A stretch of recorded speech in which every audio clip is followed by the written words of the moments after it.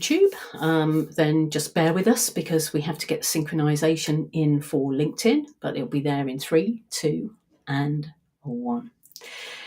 Welcome, everybody. It is Monday morning at 9:45, and that means it's time for the messy middle with me, Jackie Handy, and me, Helen Joy.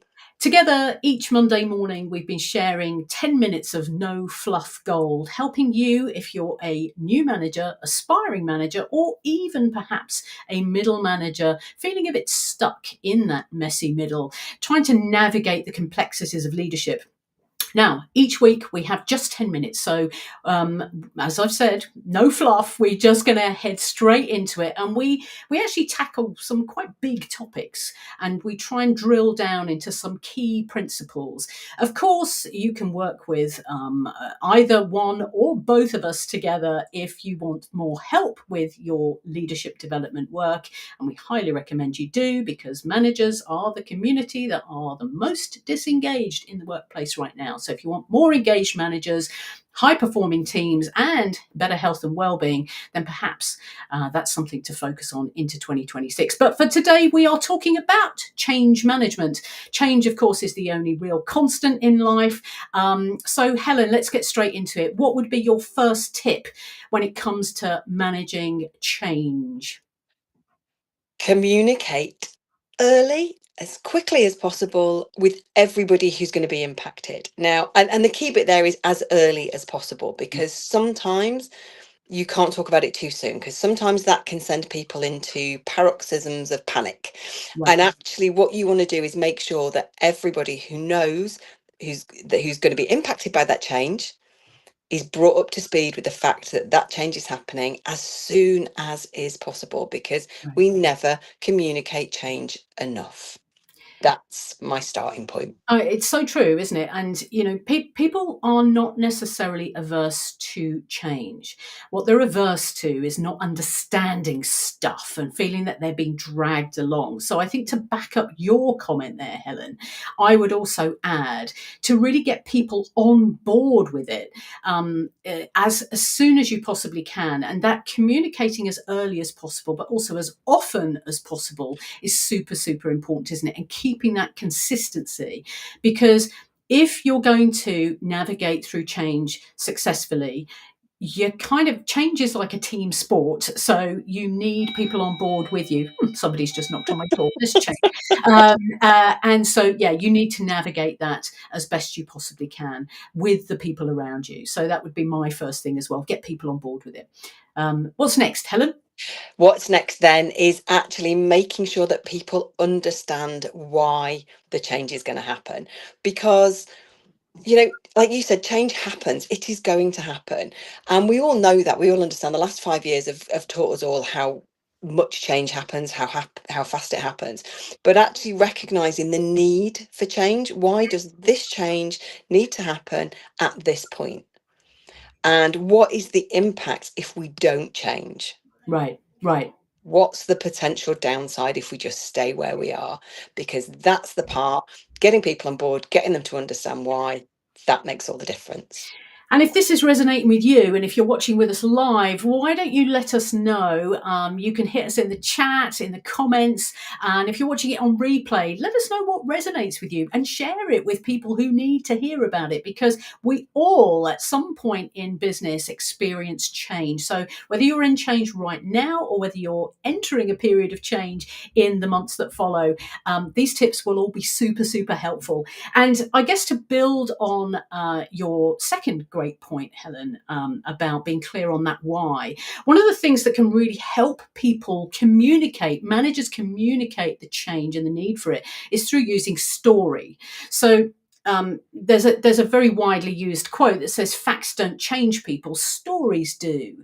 And so if you can weave into your communication of change through story, you're appealing to the heart as well as the head. And that's the important thing.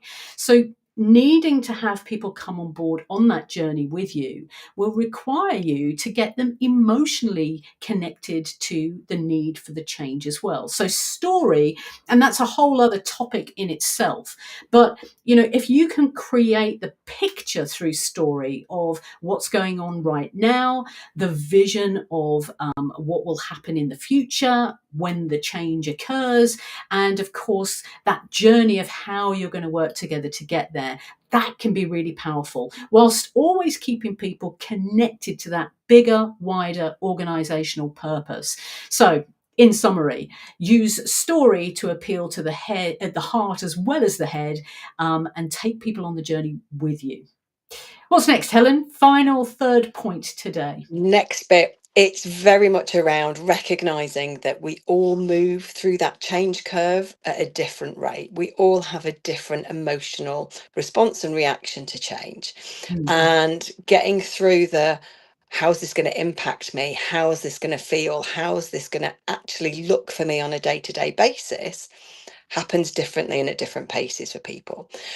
And more often than not, as a manager or within as part of a leadership team, you are integral in instigating that change. So you've been aware of that change for an awfully long time compared to the people who are having that change not enforced upon them, but almost kind of that the change is happening too. You may Right. well have been in control of actually what is changing, why it's changing, all of those things. And you will be much further ahead emotionally in that change, in that mental change process, than the people who find out about it later. So Mm. recognizing and identifying that they might not always go and get on board with it as quickly as you may have done, or as quickly as you feel that they should. Um, but recognizing that they'll all go at their own pace, and actually making sure that you take every individual through that one by one, rather than expecting a homogenous whole of people going, yeah, okay, we'll all get it at exactly this Yeah, point. totally. Totally. And our earlier points back this up, right? So if you're getting people on board, if you're communicating ASAP and often, if you're explaining the why and the consequences of not changing, and if you're using story, then it's going to help people that come on board at very different stages, perhaps come on board beautifully as a collective. And it's quite funny actually, because I created this model recently called the change swerve, Oh, because we often talk about the people moving around the curve, but actually so often what actually happens is we push back against change and we look for ways to swerve it and keep with what feels familiar and easy, and so we do end up swerving so many changes. And I think there's a lot of research that says it's something crazy like about 79% of change initiatives fail. And they fail because at some point, folks, they are missing some of these components that we are mentioning here. And my final one today is to make sure that you're creating quick wins and that you're acknowledging progress and rewarding that. I don't mean, paying people for it, but I mean rewarding in some kind of way that is making people recognize that the work that they are doing and how they're coming on board with that change is being recognized.